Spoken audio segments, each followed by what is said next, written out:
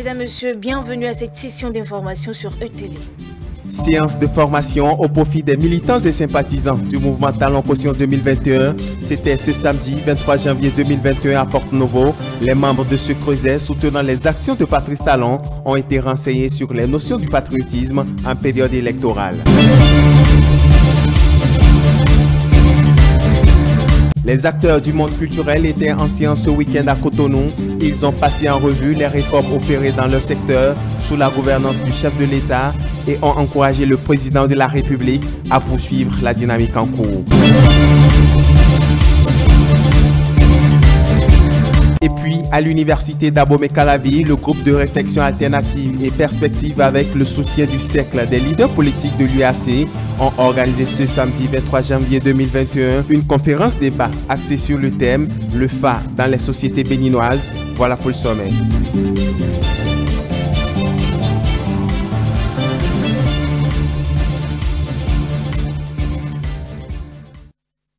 Merci de nous préférer pour vous informer. Le parti Moël Bénin a procédé à sa rentrée politique ce samedi 23 janvier 2021 à Porto-Novo.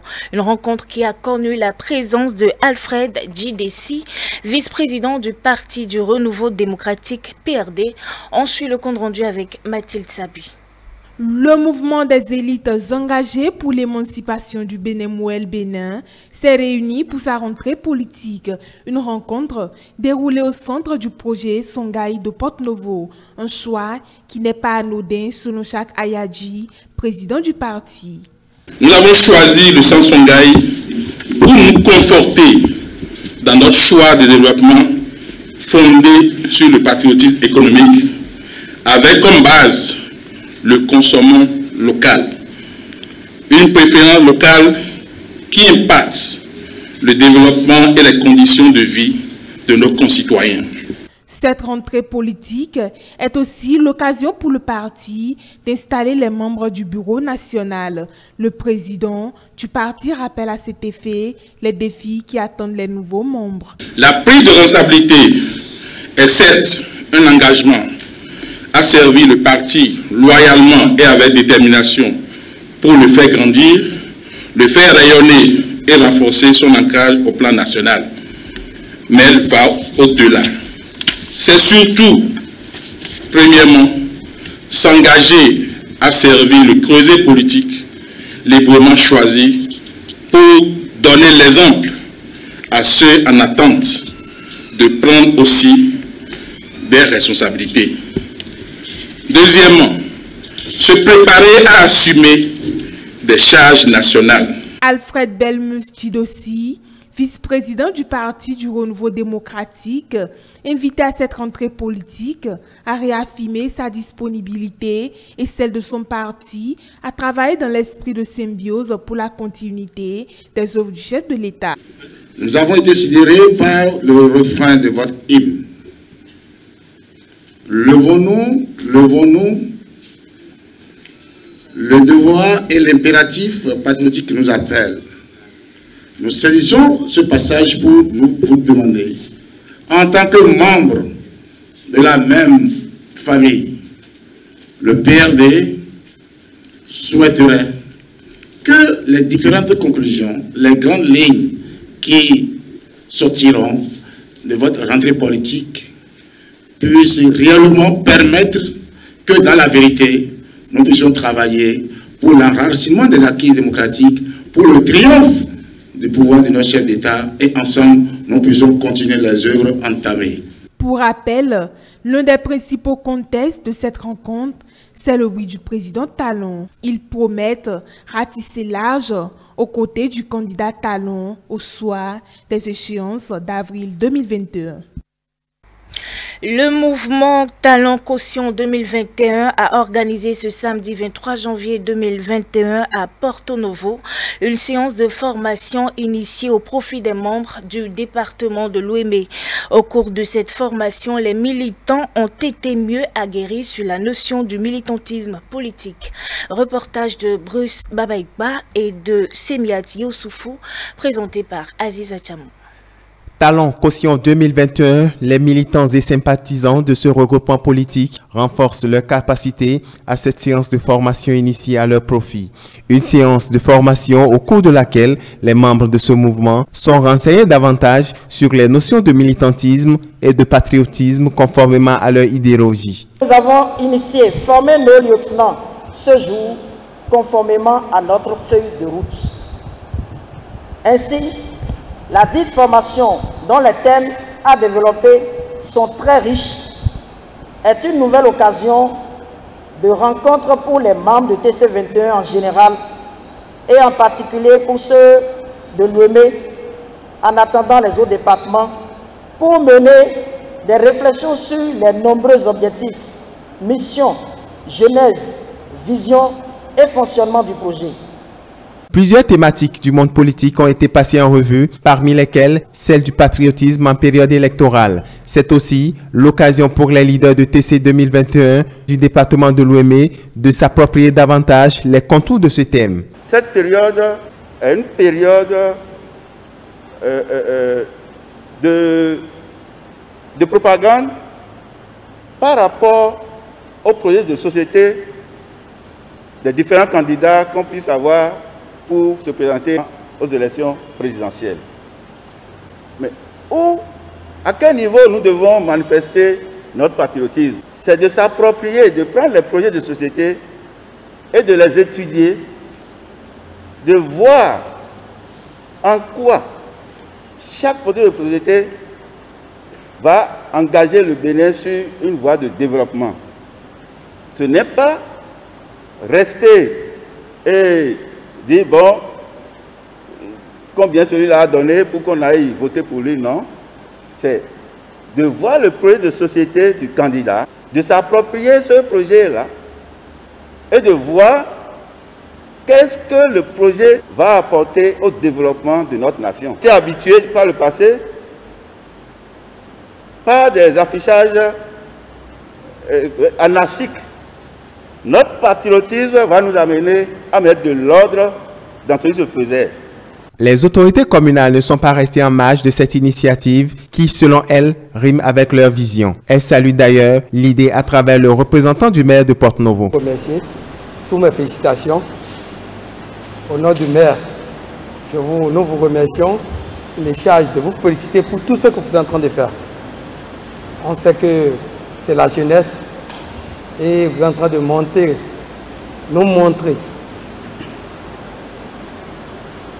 que vous êtes des braves. Vous êtes des braves. Toutes vos actions sont visibles partout dans le Bénin. Nous vous encourageons à évoluer et aller de l'avant. Après la phase de formation de ses membres, le mouvement TC 2021 promet au soir des prochaines élections d'avril une victoire éclatante à l'actuel locataire de la Marina. Sortie politique de la coalition du mouvement Talent doit revenir en 2021. La Ligue des jeunes leaders du Bénin et la génération Rupture pour un Bénin révélé étaient face aux professionnels des médias ce dimanche 24 janvier 2021. Objectif, soutenir le chef de l'État pour sa candidature aux élections présidentielles d'avril 2021. Je vous invite à suivre Yolande Sika Francisco, porte-parole de la coalition, sur des propos recueillis par Grace Assi et Sylvain Aïdoutou. La déclaration à laquelle nous assistons ce jour est une initiative de plusieurs mouvements soutenant les actions du président de la République et ayant décidé d'œuvrer pour sa brillante réélection aux élections présidentielles de 2021. Le prochain quinquennat qui se profile est celui du choix décisif entre la continuité des réformes pour le bien-être de tous ou le retour à l'ancienne gouvernance. Devrons-nous prendre le risque de cautionner la remise en cause des nombreuses avancées enregistrées depuis lors à travers des réformes courageuses engagées par le président Talon? Devrons-nous rompre avec l'autonomisation énergétique du pays, l'érection des infrastructures routières, l'assurance maladie aux pauvres et la garantie de la retraite aux artisans? Devrons-nous changer de commandant en chef au moment d'amorcer ce virage important de la vie de notre nation? Non, non, non est évidemment la réponse à ces diverses questions. Voilà donc pourquoi, considérant les enjeux et les défis de la prochaine élection d'avril 2021, il y a lieu d'entretenir fondamentalement une dynamique politique suffisamment forte et soutenue par une grande coalition de forces politiques et sociales. Les acteurs du monde culturel se sont réunis ce samedi 23 janvier pour tout d'abord présenter les vœux de nouvel an de leur collectif, mais aussi et surtout remercier le chef de l'État pour son oui et l'invite à poursuivre l'œuvre de développement du Bénin engagée depuis 2016. La séance a connu la participation de plusieurs artistes et ceux de la diaspora. C'est à travers diverses animations que les acteurs culturels béninois ont présenté leur vœu de nouvel an au gouvernement du président Patrice Talon. Par la même occasion, ils ont remercié le chef de l'État pour son vœu de briguer un second mandat pour la présidentielle de 2021. Gilbert Déoumalé, directeur général du Fonds des Arts et de la Culture, a salué les actions gouvernementales en général, mais aussi et surtout les avancées dans le secteur de la culture. Pour lui et ses pairs, Patrice Talon ne peut que parachever ce qu'il a entamé depuis 2016. Nous avons commencé un combat en 2016. Nous sommes à mi-chemin, nous nous sommes arrêtés pour faire le bilan du parcours. Et on a estimé que nous sommes sur le droit chemin et qu'il fallait donc continuer avec le même capitaine qu'est le président Patrice Talon.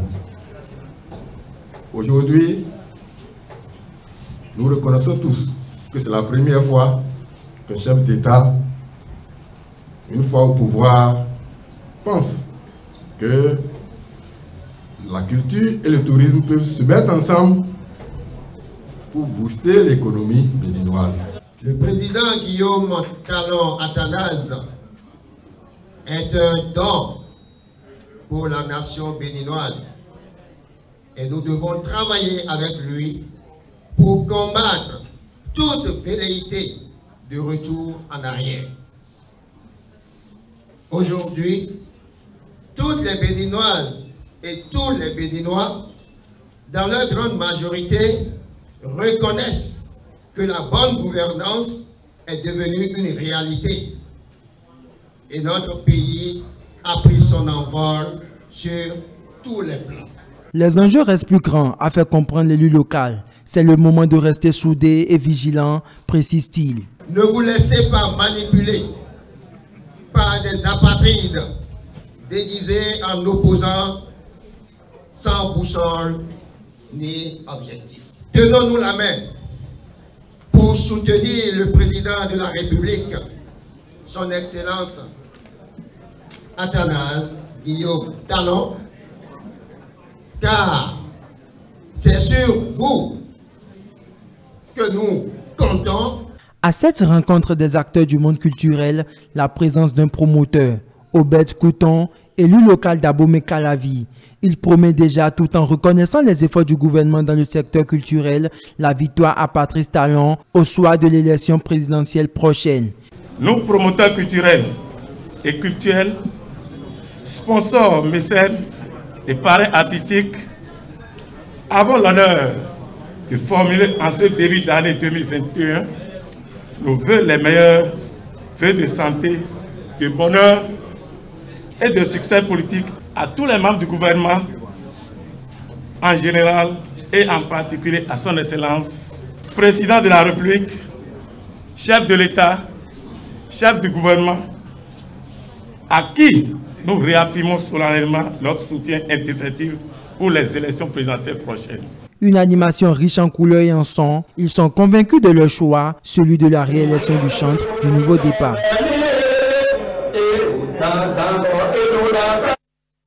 Et c'est un reportage signé Stanislas Atadegnan. Conférence débat du GRAP, la place du FA dans la société béninoise au menu des échanges. Le groupe de réflexion alternative et perspective avec le soutien du cercle des leaders politiques de l'université d'Abomey-Calavi ont organisé ce samedi une conférence débat axée sur le thème « Le FA dans les sociétés béninoises », compte rendu avec Aziz Acham. Le FA dans les sociétés béninoises, c'est le thème qui focalise les attentions à cette conférence débat initiée par le GRAP, le groupe de réflexion alternative et perspective en collaboration avec le cercle des leaders politiques de l'université d'Abomey-Calavi. Longtemps considéré comme un instrument maléfique par la masse, c'est cet équivoque qu'a voulu lever les initiateurs, d'où la tenue de la présente conférence. Nous avons l'obligation de nous regarder nous-mêmes en face pour dire mais d'où venons-nous? Où est-ce que nous allons? Et qu'est-ce que nous apportons là où nous voulons aller? Dans cette multiculturalité, mesdames, messieurs, le GRAP, le groupe de réflexion alternative perspective, a coutume d'organiser à périodicité régulière ces genres de causeries. Celui d'aujourd'hui est le prélude à un colloque international que nous voulons organiser. Qu'il soit science, qu'il soit art, qu'il soit médium, qu'il soit canal, qu'il soit déité, qu'il soit instrument, qu'il soit messager, qu'il soit support, géomancie, oracle, véhicule, moyen, etc., etc., le FA est un savoir plurimillénaire, c'est un véritable savoir encyclopédique qui est simplement consubstantiel à la vie. C'est un outil, c'est un système d'aide à la décision qui structure dans un cercle le passé, le présent et le futur. Et ce faisant, il crée une sorte de constellation en proposant un cheminement, une boussole et pourquoi pas une initiation à la quête du véritable sens de la vie de l'homme. Le FA est à la fois science et divinité, il préside aux destinées de l'homme. L'un de ses prêtres, à travers son exposé, rappelle ici un pan de ses bienfaits. Le FA n'est pas seulement que art divinatoire, le FA va au-delà. Je vous donne une simple connaissance par rapport à la santé d'un individu. Quelqu'un qui souffre des maux de tête atroces, vous n'avez pas sous la main peut-être ce qu'il faut pour le calmer. Vous avez du kaolin ou même du sable, vous tracez le signe des triaclins que vous aspergez devant la personne. La personne escalade, revient une deuxième fois, escalade. La troisième fois, les maux de tête s'arrêtent systématiquement. Donc, c'est des choses scientifiques du moment expérimentées et mettre en évidence leur portée scientifique et universelle. Nous avons pour obligation de valoriser nos richesses culturelles et en être fiers. Le professeur Kofi Aza propose des pistes de solutions. Aujourd'hui, le FA est devenu un instrument, n'est plus un instrument seulement politique, mais c'est devenu un instrument social. Ça permet aujourd'hui à chacun de nous, avec un petit souci, d'aller consulter pour savoir l'issue favorable ou défavorable d'un projet, d'une ambition ou d'une préoccupation, même de santé par exemple. Aujourd'hui, la plupart de nos intellectuels utilisent les citations des Occidentaux. Tout ça un peu pas très bien. Parce que tout ce qu'on nous cite là, c'est des choses qui existaient déjà à l'intérieur du FA. Au terme de cette conférence débat, les participants sont repartis plus aguerris avec la certitude selon laquelle, au-delà d'une science, le FA est un outil de bienfaisance. Remise de matériel d'assainissement au groupement Tony-Main de Lobogo dans la commune de Bopa par l'organisation non gouvernementale Planète Solitaire. Objectif, aider les femmes de cette localité à continuer leur devoir civique avec des moyens adéquats. La cérémonie de remise s'est déroulée ce samedi à la gare routière de cette localité. Ces femmes du groupement Tony-Main de la commune de Bopa sont très engagées dans l'assainissement des rues de leur localité avec des équipements précaires et artisanaux. Identifiée par l'organisation non gouvernementale Planète Solidaire, cette ONG, fidèle à ses ambitions, celle de contribuer à l'épanouissement des communautés à la base, leur vient en appui avec un lot de matériel. Le geste que nous voyons ce matin, sincèrement du fond de cœur, est un geste qui vient à point nommé. Nos mamans ont décidé de maintenir l'environnement sain. L'équipement que nous avons aujourd'hui, c'est surtout que vous fassiez mieux le travail que vous faites sur les routes construite par l'État béninois. Composé essentiellement, entre autres, de 230 tenues de travail, de 4 brouettes, 10 petites perles, des balais végétaux et des brosses, des boîtes à pharmacie et des cache-nez, ces matériels viendront soulager la peine de ces bonnes dames. Vous êtes de Lobogor en ce sens que ce que vous faites pour Lobogor, c'est pour le bien-être de la population. Ces matériels permettront aux dames volontaires de continuer par maintenir l'environnement sain qui va contribuer à la bonne santé de notre population. Ce que nous vous demandons aujourd'hui en vous remettant ce matériel, que vous en preniez soin pour que cela serve effectivement à ce pourquoi cela a été donné. Et lorsque nous allons revenir ici, Tonimé va vraiment constituer une référence pour les autres localités. Les bénéficiaires, très admiratifs de ce don, remercient les donateurs. Nous vous disons merci pour votre présence. Les femmes qui sont en train de balayer notre pavé, on vous dit merci. Dieu va vous bénir. Il faut rappeler que cette initiative des femmes de Lobogo est bénévole. À travers ses actions, elles contribuent à l'assainissement de leur localité dans un esprit civique. Avec ces coups de balai, les infrastructures réalisées par le gouvernement sont entretenues par les communautés à la base. Rendons-nous à présent en Chine pour dire que l'économie de ce pays a progressé de 2,3% en 2020 selon les prévisions du FMI. Des avancées enregistrées avec le leadership des gouvernants. Plus de précisions dans ce reportage que nous proposent nos confrères de la CCTV+. L'économie chinoise a progressé de 2,3% en 2020 dans les prévisions du FMI. C'est alors que l'organisation a prédit en octobre que le PIB mondial se contracterait de 4,4%. Zhang Yansheng, chercheur en chef au Centre chinois pour les échanges économiques et internationaux, salue les efforts de relance de la Chine après une année lente. Il dit que le pays est maintenant dans une position avantageuse. L'impact de la pandémie sur la Chine est limité en termes de temps et d'échelle. La Chine peut donc promouvoir la reprise du travail et de la production, stimuler la consommation et l'investissement et restaurer les chaînes industrielles et d'approvisionnement. De ce point de vue, la croissance du PIB de 2,3% de la Chine est précieuse. Alors que la Chine aimerait atteindre ses objectifs économiques et sociaux dès que possible, j'en souligne l'importance de la qualité. En 2021, la Chine entrera dans une nouvelle étape de développement de haute qualité avec l'innovation, la coordination, le développement vert, l'ouverture et le partage comme 5 concepts majeurs. Pour autant, des incertitudes demeurent. De nombreux pays ont mis en place des politiques budgétaires et monétaires expansionnistes pour faire face à la pandémie et parvenir à la stabilité. Zhang dit que cela peut causer des problèmes de liquidité pour l'économie mondiale, avec des liquidités entrant sur le marché chinois. Beaucoup d'argent pourrait arriver en Chine et provoquer une appréciation du RMB. Cela pourrait également accroître le pouvoir d'achat des entreprises chinoises et les conduire à se développer aveuglément dans le monde entier.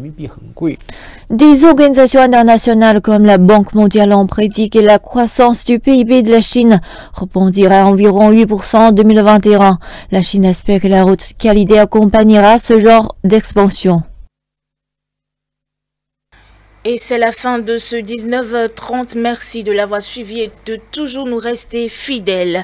Vous pouvez toujours nous suivre sur nos différentes plateformes digitales www.etelebenin.com ou retrouvez-nous sur YouTube et Facebook en tapant ETélé Bénin tout simplement.